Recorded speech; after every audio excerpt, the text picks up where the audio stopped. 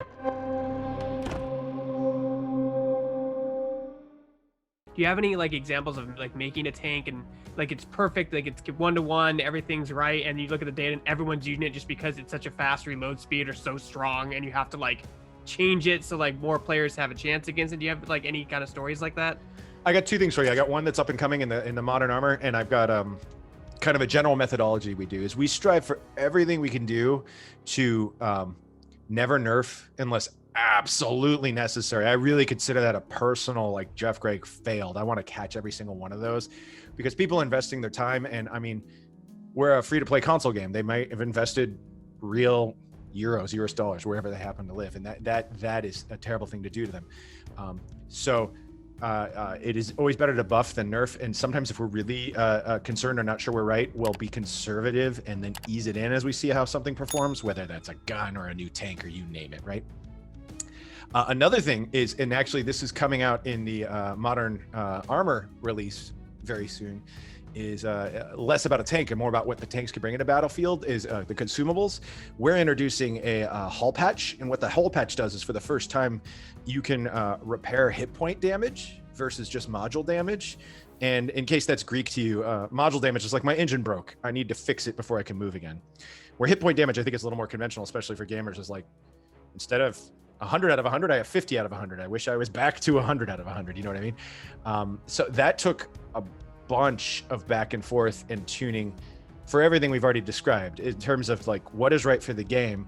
And this is not something you can do in the battlefield, right? You're not going to go take a hole in the side of your M1A2 and like spray it, put another piece of armor there and weld it on and go, okay, real time while you're being shot at. So that honestly, we had a lot of like pretty strong opinions internally, and then we put it through super test and we tuned it a bunch of different ways to make sure it was like it's worth bringing in, but it's not so OP that people are mad at it. And like that stuff I think is right in the heart of what I think we're talking about, of like what is a very standard conventional gaming thing if you abstract versus what is right for the game. Because like in general, if I told you, you can heal, I think you might even roll your eyes. It's like, oh, so you made a video game. But like for us, we can't just say, well, yeah, of course we should do that. We have to think about it a little bit more. Was it in Battlefield you could take that propane canister and like just go to the tank and just like hit it and it would magically just get repaired? Like that's a game mechanic, right? You guys strive for more of a realistic approach. Yeah, but even that, like we will look at that stuff. Like what is the pros and cons? Like in terms of Battlefield, if I'm a biped, I have to put away my machine gun or whatever I'm carrying to exclusively use the heal torch or whatever it is. And then I'm putting myself at risk by standing near the vehicle to heal it, where someone else could see he's healing, shoot him in the face. Those all inform either literally or abstract, like should there be a cost to healing? What is our metaphor, if appropriate, for dude can't shoot, he's healing himself? So like all that stuff is just stuff we consider. And that looked like a cat. That was pretty cool. Yeah, sorry, she was down here and she was doing like she was meowing. Now you can hear it. Now she wants to like sit down by my keyboard. She likes to play the rest of my keyboard, but not during interviews. Sit there, sit on your bed. I love work from home. Sorry. No worries at all, man. It's awesome. It's just making this the best interview ever. Please move. Don't sit down there. Okay, now she hits like the F keys, and now my keyboard thing she's pushed it off. All right, that's fine. That's awesome.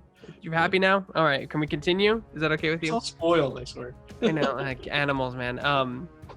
So can you guys talk about, like, you obviously have the console team and the PC team are separate teams, but can you talk about the times when you guys do cross over and work together on stuff, or what you learn from each other in the process of designing the game, Sure. or drawing the game, I can actually talk a little bit about the tank side of it for sure. Yeah, go for it. We had built, I'm not going to tell you which tank it was. We had built a tank. And that's your onus. You're going to keep saying like this mystery tank. Sensing a team, like 3 mystery tanks that we don't know about. Yeah. So we had built a tank and it had a very complex shaped turret. And we thought we had got it right. And it went through, all of our vetting and everything. And we thought we were done with it. And then one of the historians discovered that our friends in Minsk had actually gone through the trouble because they were having the exact same problem trying to get it right. They went and scanned the turret. They went and 3D scanned the turret because they just could not get the shape right, because it's such an anamorphous object that looks so weird and odd. And changes from perspective, in pictures in many different angles that they just couldn't get it right. And they shared that information with us, and we were able to get the turret exactly correct. I mean, we're talking down to the, I guess it would be, centimeter. It was pretty nuts. And we were off and they were off, and now both games are better for it. So we share that kind of information all the time, where they'll find stuff, that we didn't realize. Oh, the turret's actually another inch longer in the front. Oh, why is that? Because they have better reference, or we have better reference, and we share that stuff back and forth. And we share geometry back and forth all the time. Yeah, I think one of the things I like to say, and I mean, I didn't make this up, I've heard this several different studios, the sun never sets in wargaming, but we're plugged in with the PC team. I think one of the ways I like to start is like, we were heavily inspired and informed by Watt PC when we launched, but the two ecosystems have definitely become their own beasts. And our client, the software that runs on your PS4, PS5, Xbox Series, whatever your jam is, whatever level of next gen you like to play on, is a completely unique, its own engine. But they were very instrumental on even helping with the naming thing Andy was just talking about. I was just talking to Cyprus and Minsk about, you got any other names that are not like complete silliness? I mean, that's actually another great example is this copyrighted name. We could just replace it with like Mega Tank 5, right? And we could ship it that way. But like, no, is there another name that's not copyrighted that is not a load of horse pucky that will be correct for this vehicle? Like, we're doing that kind of due diligence, and cultural sensitivity stuff too, as well. For sure. Tanks, because they can actually, be a sore spot for certain countries. So we're being careful and editing in that respect as well.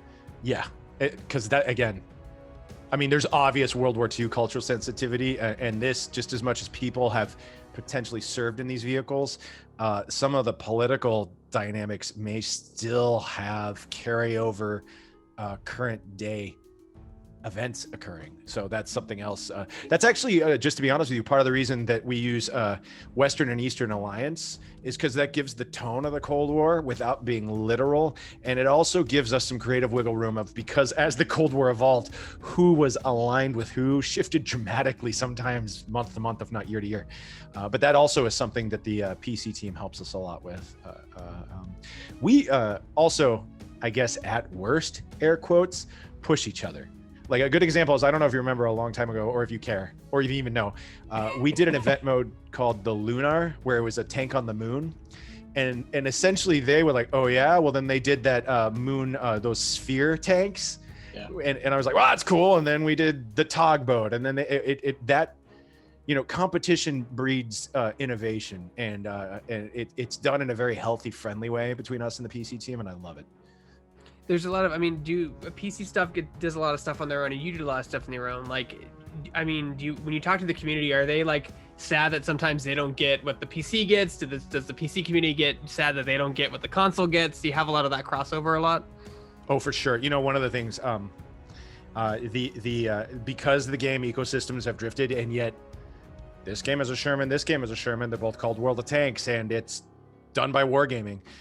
If we need to adjust a vehicle based on what we're seeing in our stats before it releases sometimes, and it's already out on PC, we'll take heat for that. Like, how come this isn't identical?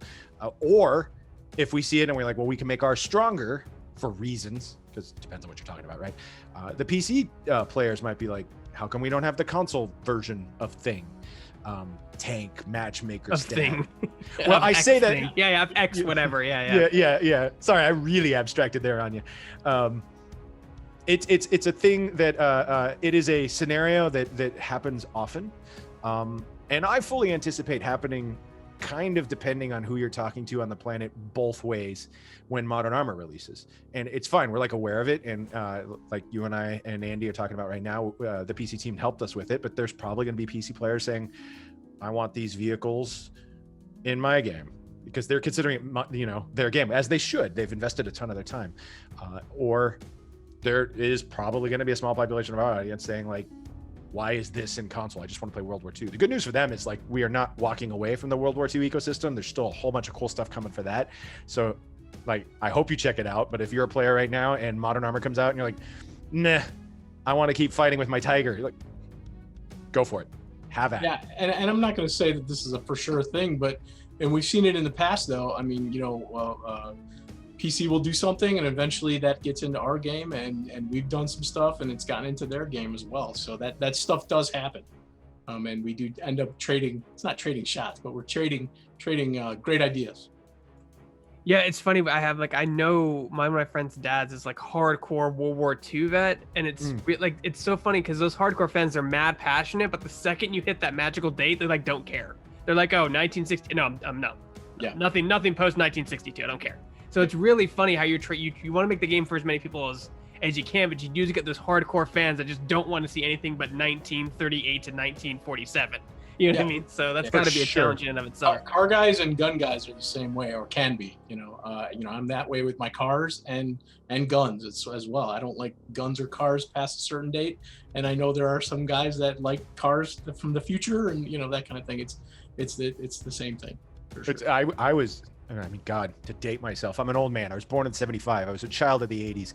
I was one of those people that was told that if you duck and cover underneath your plywood desk at school, that'll protect you from an atomic attack. So like this Cold War era is like right in my childhood and growing up years. So I'm super excited for all this stuff. I mean, I love the World War II stuff as well, but this is a different yet cool thing for me as well. And I think there are a lot of people that are passionate about this era of history as well.